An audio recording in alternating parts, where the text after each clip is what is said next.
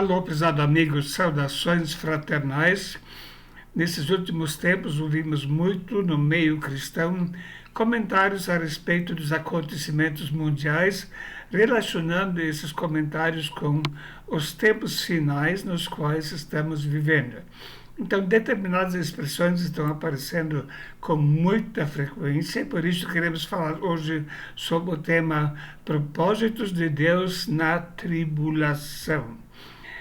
Fim dos tempos, tribulação, anticristo, são termos que aparecem na mídia diariamente, especialmente para pessoas que estão pesquisando através da internet.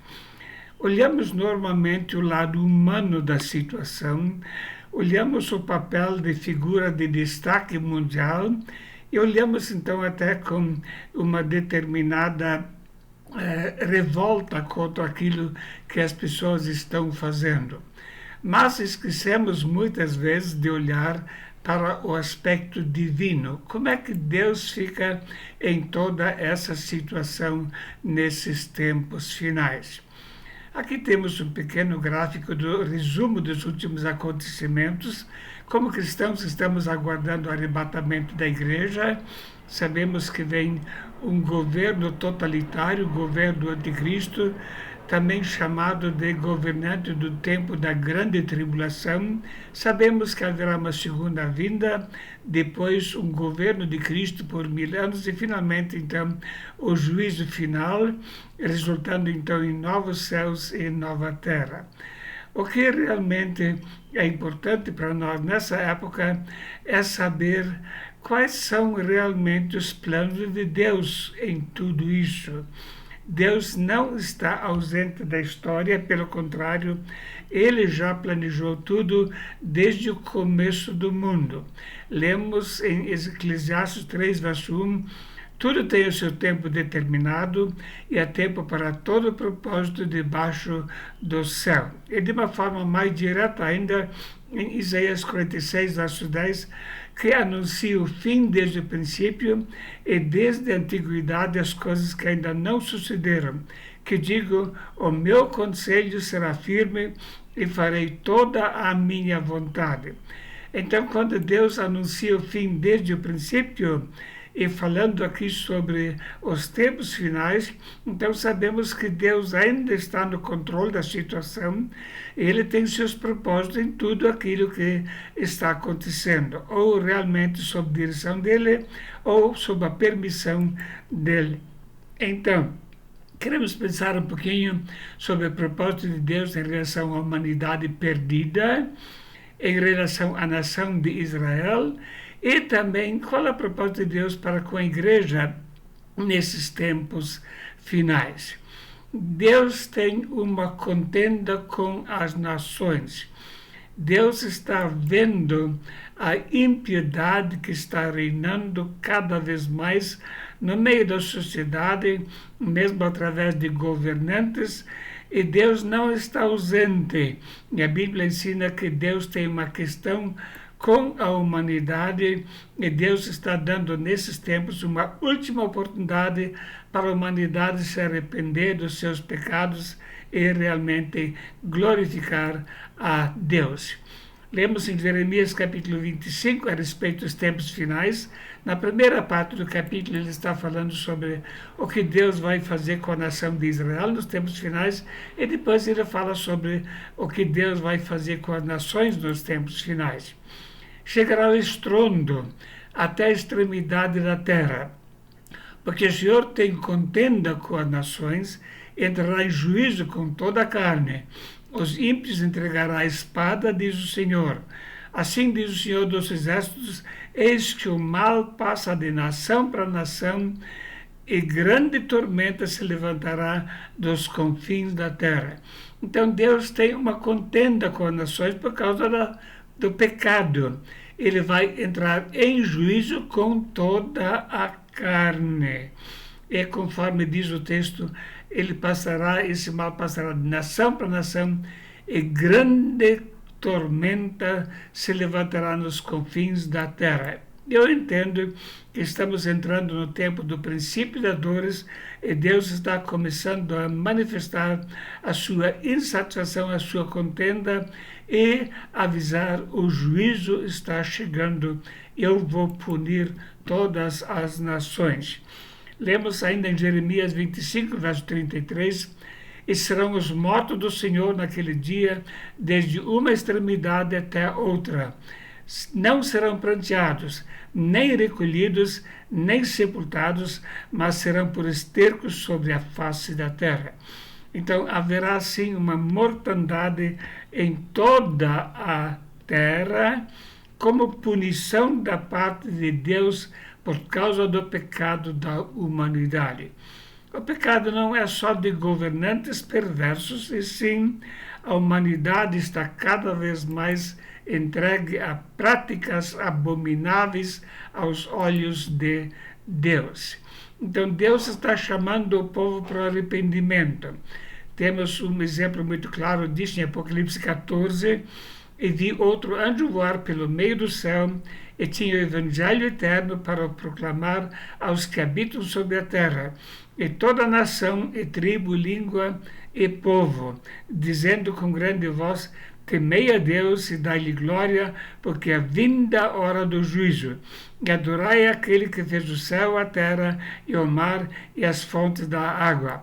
Então Deus está, através de um anjo, mais uma vez chamando a humanidade ao arrependimento.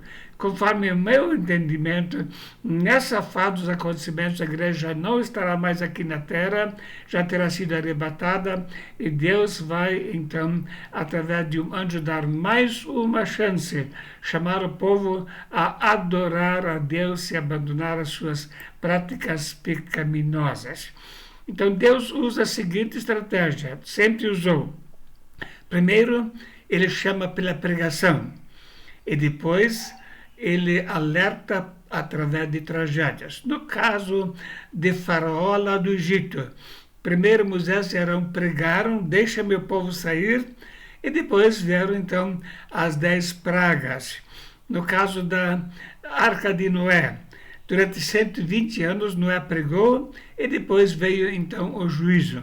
E Deus está em nossos dias mais uma vez dando uma oportunidade para a humanidade para o arrependimento. Deus permite na primeira fase o próprio homem destruir o homem, como vemos em Apocalipse capítulo 6, foi-lhe dado autoridade para fazer, quer dizer, existe uma humanidade, uma cúpula perversa no mundo preparando o governo do anticristo, e eles vão preparar o mundo para uma catástrofe. Realmente não vão, já estão preparando essa grande catástrofe.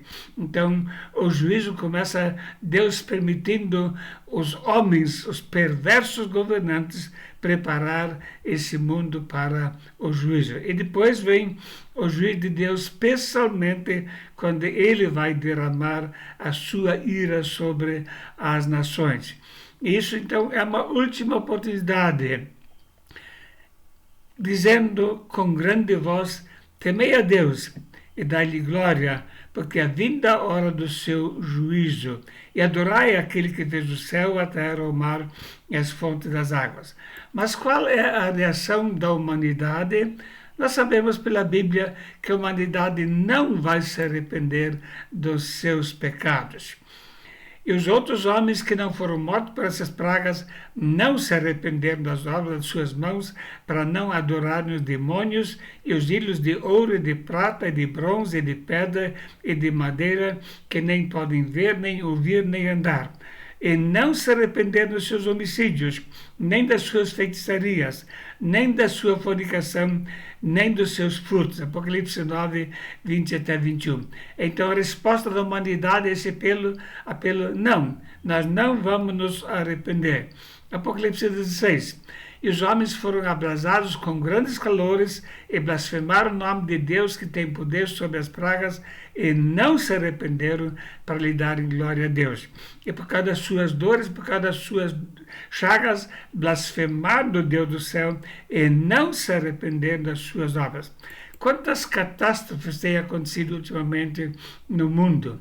Na área da natureza, muitas coisas vêm acontecendo. E Deus está chamando, arrependam-se, mas os homens não se arrependem. E daí vem finalmente o juízo final, e o anjo lançou a sua foice à terra e vindimou-a com da uva da vinha da terra, atirou-a no grande lagar da ira de Deus, e o lugar foi pisado fora da cidade, e saiu sangue do lagar até os freios dos cavalos, pelo espaço de 1.600 estádios. Sim, Deus primeiro manda pregadores pregar arrependimento, depois ele chama através de catástrofe, de calamidade, de morte, de fome, de terremotos, e finalmente vem então o juízo final. Deus tem uma contenda com as nações, e atualmente a humanidade tem a última oportunidade, a última chamada para se arrepender dos seus pecados. Mas o plano de Deus abrange também a nação de Israel.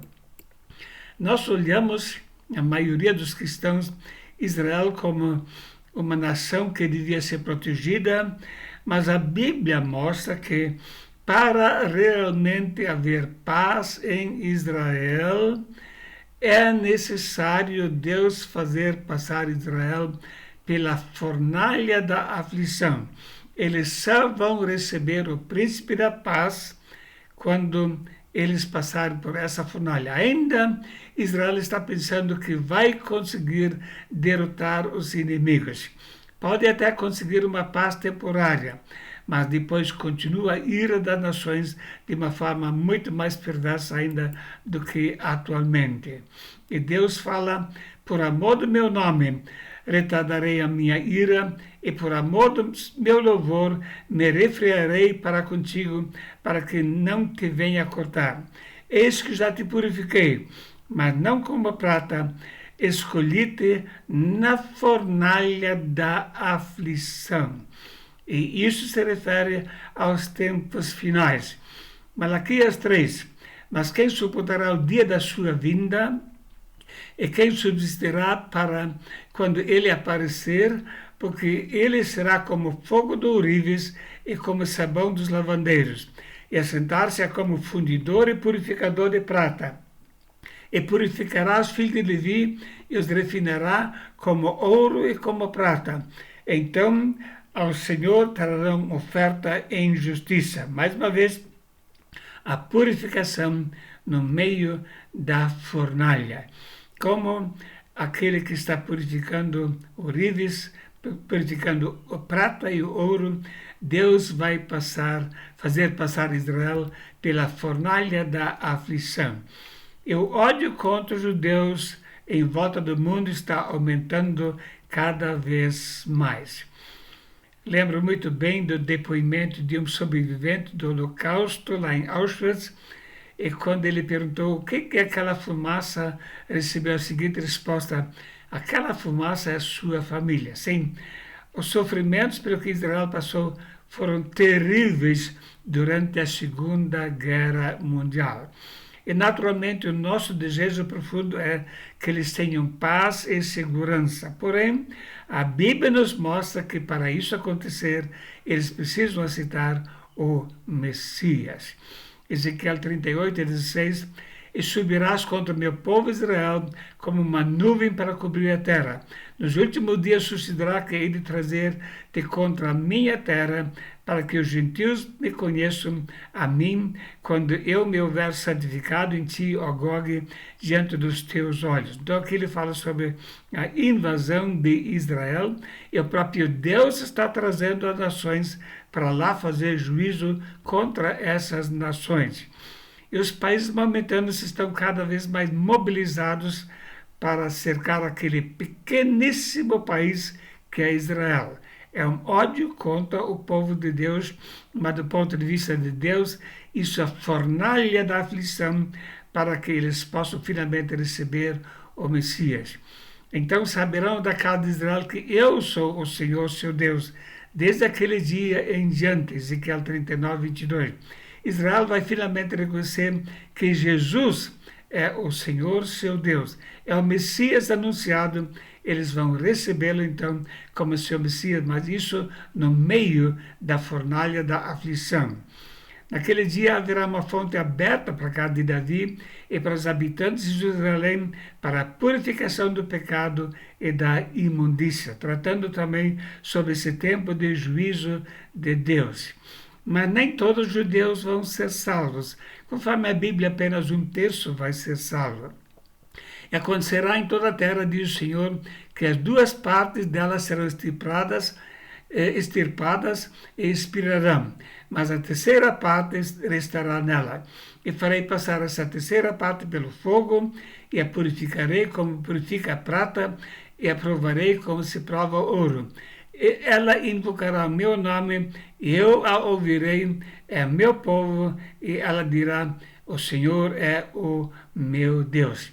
Então, a maioria dos judeus vai perecer na fornalha da aflição, mas 1/3 vai receber a Cristo como seu Senhor.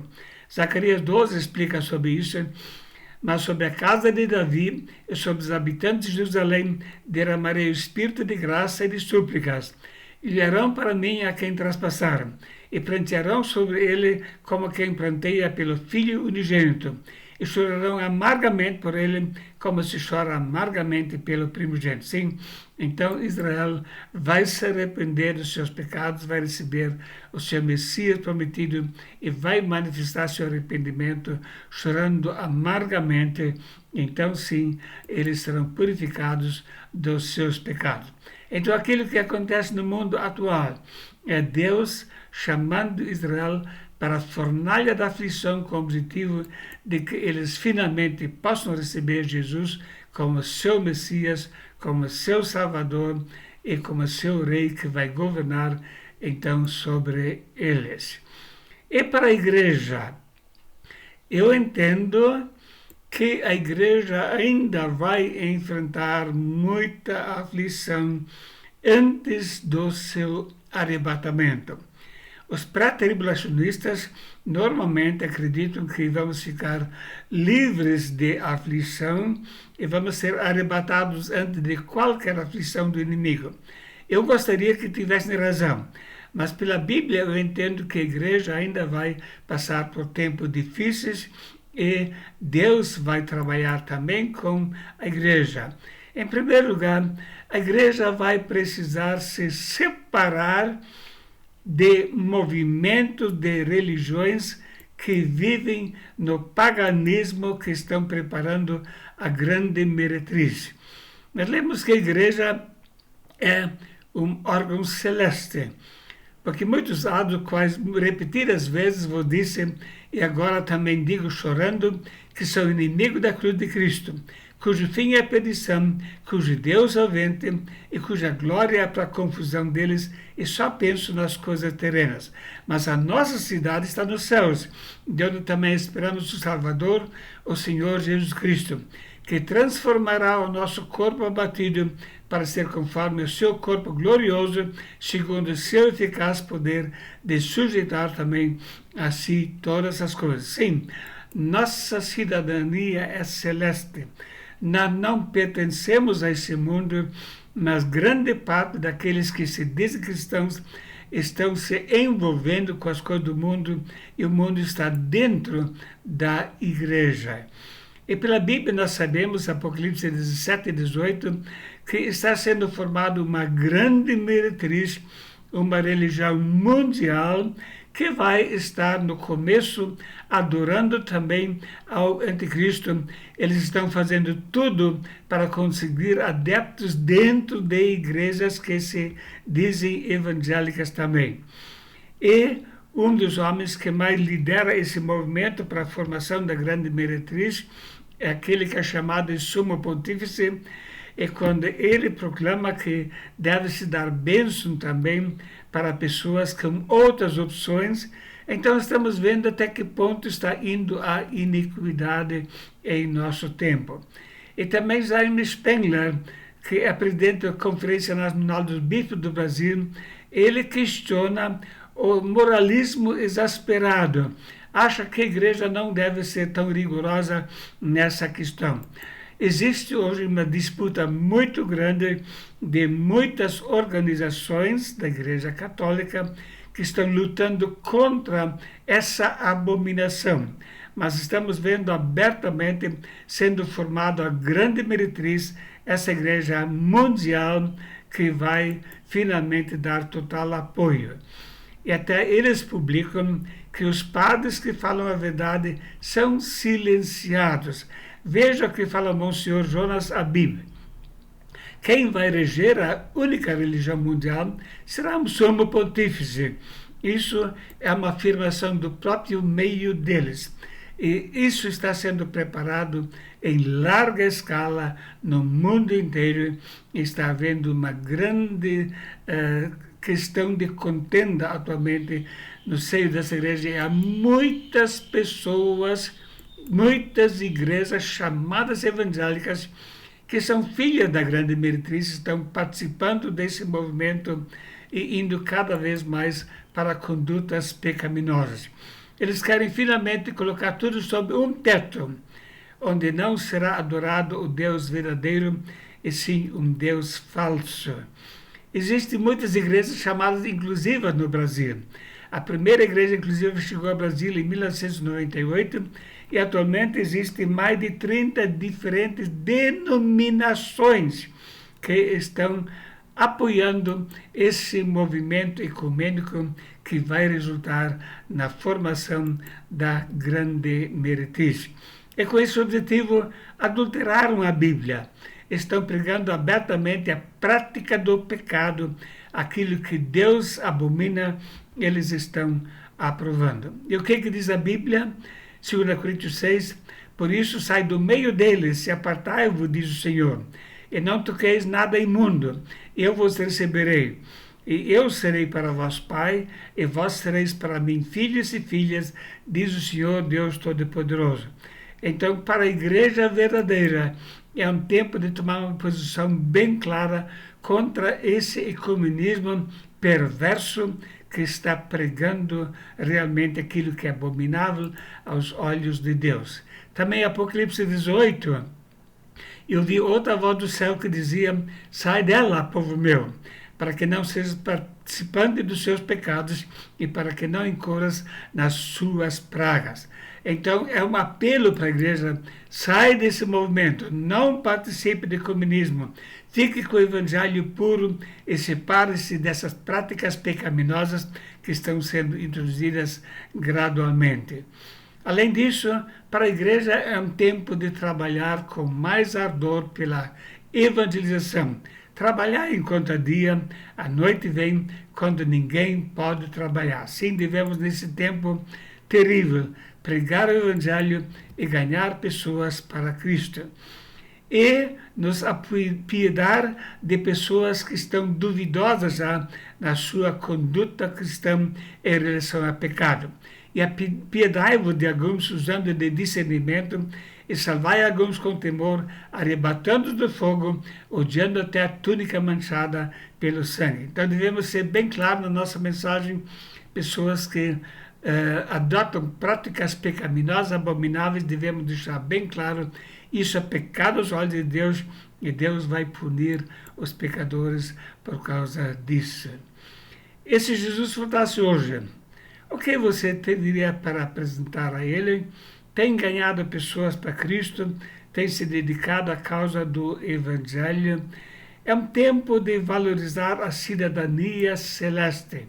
Estamos tão focados na nossa cidadania aqui do nosso país e muitas vezes esquecemos que não somos daqui. Devemos realmente valorizar o céu, investir nas coisas espirituais e realmente mostrar que amamos ao Senhor e aguardamos a sua vinda. Aquele que testifica essas coisas diz, certamente cedo venho, amém. Ora, vem Senhor Jesus. Isso deve ser a nossa oração diária. Vem Senhor Jesus. Vem nos levar para a glória celeste, para que possamos finalmente estar no nosso verdadeiro lar. em 1 Coríntios 16, se alguém não ama o Senhor Jesus Cristo, seja anátema. Maranata, quer dizer, vem o Senhor Jesus. Essa deve ser a nossa oração. Devemos viver esse tempo como um tempo de santificação, porque já há tempo que começa o julgamento pela casa de Deus. Esse primeiro começa por nós. Qual será o fim daqueles que são desobedientes ao Evangelho de Deus? Deus vai primeiro começar o julgamento colocando os cristãos numa situação muito difícil de decidir enfrentar o sofrimento ou abandonar a verdadeira igreja de Cristo. E a Bíblia diz que o julgamento começa pela casa de Deus. Amados, agora somos filhos de Deus e ainda não é manifesto o que havemos de ser, mas sabemos que quando Ele se manifestar, seremos semelhantes a Ele, porque assim como é, o veremos.